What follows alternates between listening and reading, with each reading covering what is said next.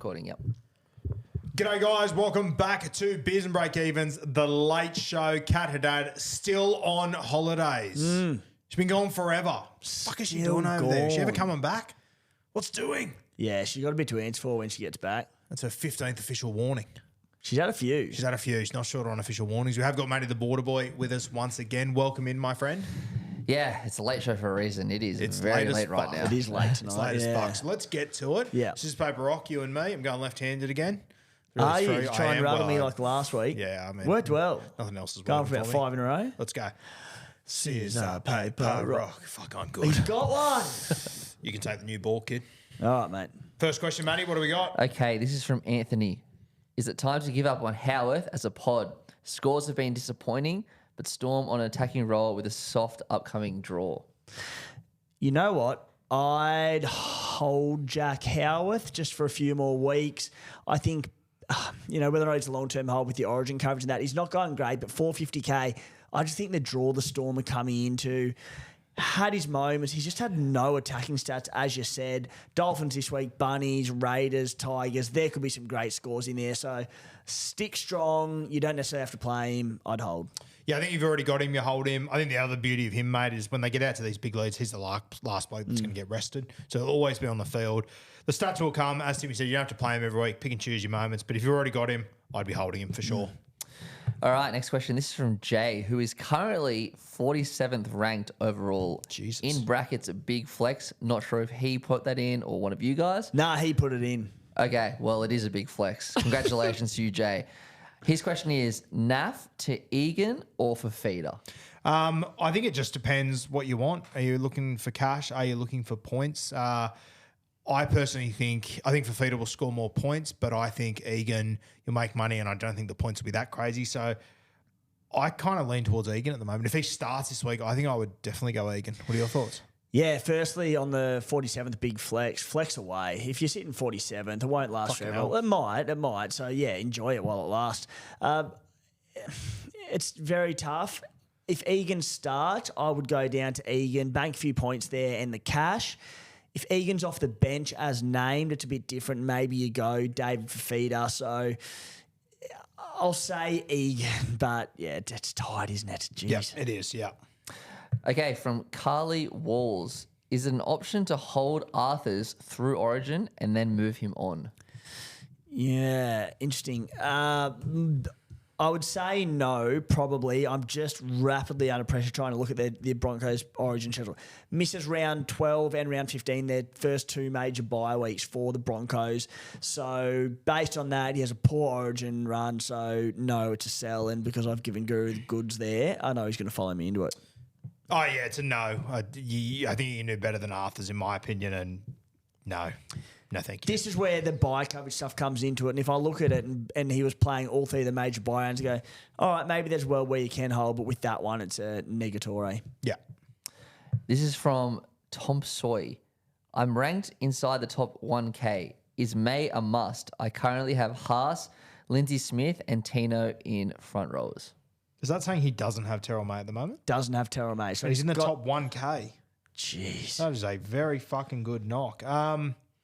Oh, shit, that's really thrown me. I mean, you're in the top 1K. Is he a must? I don't know. Would you rather spend I'd want to have Terrell May in my side. I think it's a safe 80. You're missing every other week. But once again, you're in the top 1K. Why the fuck are you taking advice off me?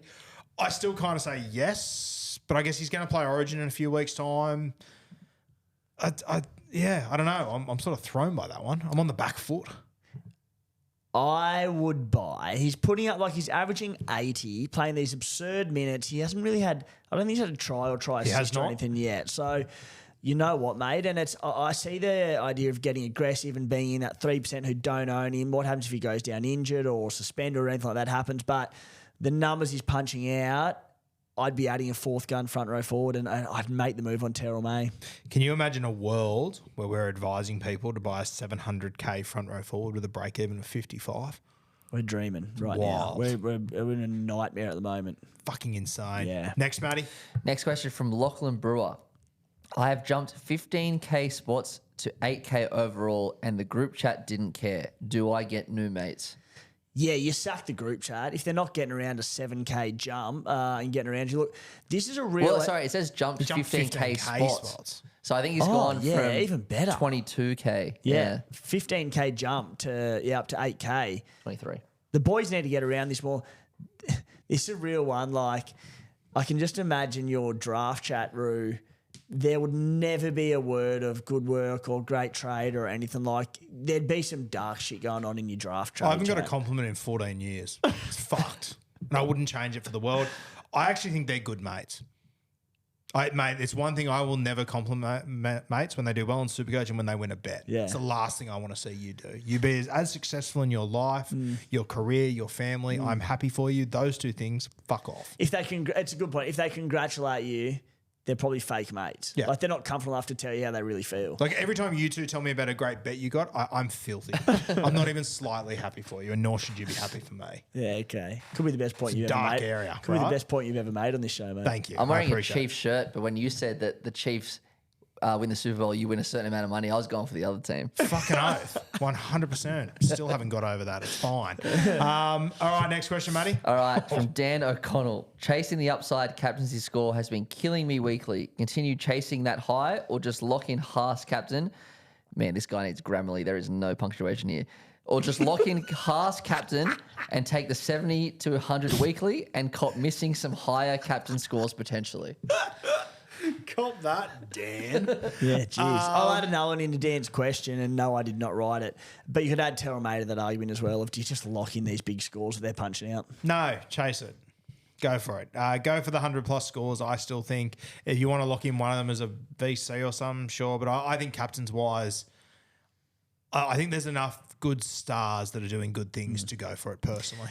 Yeah, I see people say it, and I get the argument of like maybe the first 5-6 rounds of, you lock in Payne Haas as the example, or the TNF or Malawi, whoever it might be, who get their 60, 70, 80. I know this year there's bigger with Terramay and Haas, but nah, to your point, Roo, there are so many great matchups. You add in now, people are about to have, if they don't already, 3 gun fullbacks. One of them's going to have a good matchup. They can go the 150s. If anything else, mate, Supercoach is entertainment, right? Yep. Locking in Hassel of Terramay, I know he did it good. It's so boring. It is so boring, but I will say this on reflection. Had I locked in May as my captain every week, I would be doing better than I am right now. There's no denying that whatsoever, but not a fucking coward. And further to that point, again, maybe first 5 rounds, I think that starts to flip with we're getting better players into our team. Sides are getting weaker in the actual NRL with injuries hitting and all sorts of things. So I think that ship, if you'd done it, good work, but it sailed. I think from a selfish point of view too, if we were to put on a show every week and we captained a front row forward, we don't deserve it. Yeah. I wouldn't watch this shit if we were doing that. I wouldn't watch this shit in the first place. But if we're doing that every week, Especially wouldn't. no fucking way. Yeah. Last question, Matthew. Greg Matthew, take me away. Last question from Jeff. Who's an NRL player from the past you get excited about that nobody else would? You go first, you sick puppy. I am going to say Paul Mellor. Played in the Rabbitohs and Sharks and a little bit for the Bulldogs throughout the 90s and early 2000s. But the reason Paul Mellor is because my parents, I'm pretty sure they taught him in school, so they knew him somehow. So in our household, he was Daily Messenger. He was the guy. And then when I started watching rugby league, It was Daily Messenger. when I started watching rugby league around when South come back in 02, he was in our team, and South didn't score many points. There was a real bad era, as everyone knows, and he was a winger that scored a few tries. So, yeah, I always enjoyed Paul Mellor. Matty, what did you do as probably the most fanatical South Sydney supporter that I know? And there's a few of them out there. What did you do when they kicked out? I was You were very young. Pretty young. I was in preschool, so I wasn't. Yeah, it wasn't It's funny though. Like I talked to Beck's dad, who's as big diehard as Matty, and he, I had a conversation with him one day about the '99 grand final, the penalty try. He didn't know what I was talking about. He's like, mate, I didn't watch it for those 2 years. He's like, I don't know what the fuck I did, but I did not watch a game during that 2-year period. And I thought, that's wild. Yeah. Like he will watch 4 or 5 games a weekend now, and has ever since I've met him. But if you ask him anything about those 2 seasons, or a few seasons, whatever it was, completely blank. And there'd be a lot of Bunnies fans who did the same. my kindergarten teacher, huge Roosters fan. I'm pretty sure she still works for the club. Her name's Kate Miller. She does still work for the club. I worked with her as a teacher 2 years ago. Legend. Well, there you go. Small world. So she was my kindergarten teacher in year 2000.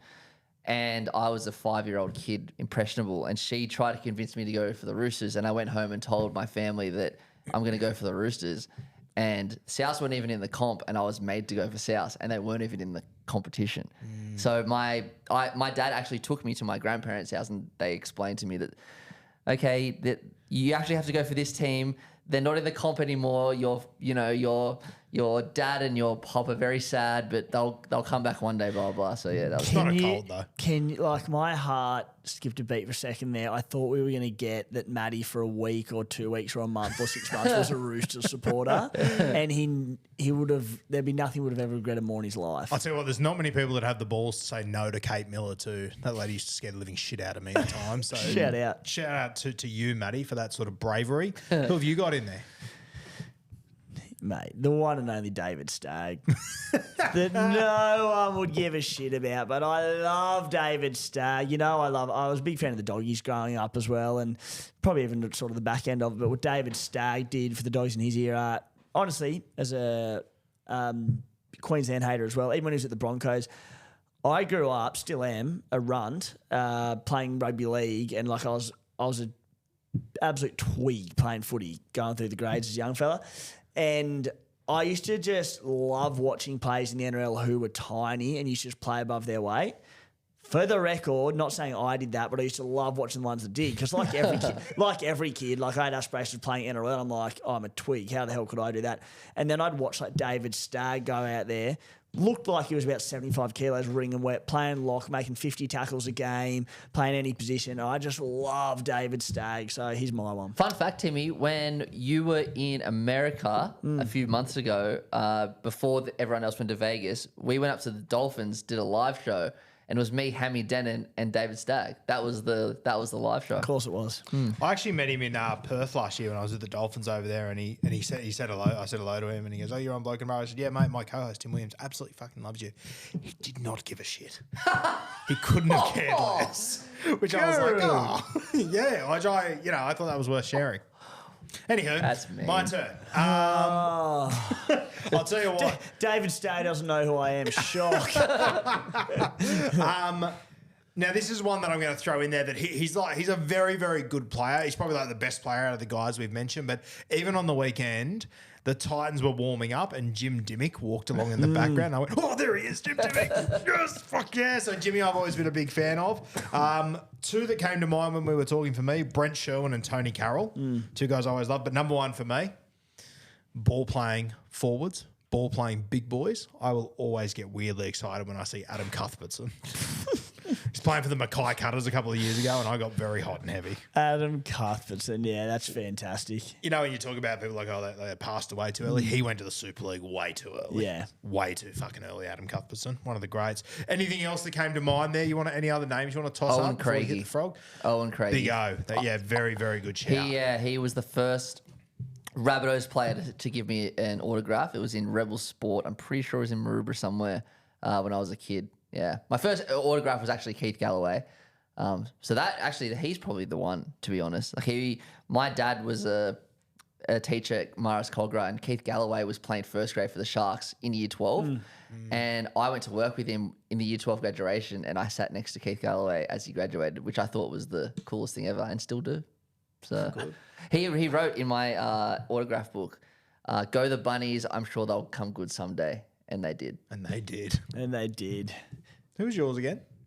Oh, Stagg. Stagg. And my first ever favourite football, I think it must have been about 98. I think I was 4, just started putting a couple of words together. A bit of a late bloomer, I'd imagine.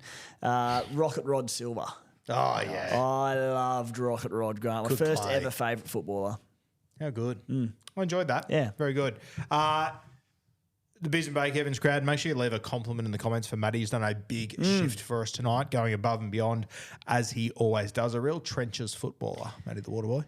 We give him some stick, but he more often than not looks after us without complaint. So, and he's put in a big shift today. He has. So yeah, it's been a big week for Matty with the Galvin news and everything going on, Yeah. and then us calling him in here. It's been a fuck around. So shout out to you, Matty. What time did you get here this morning?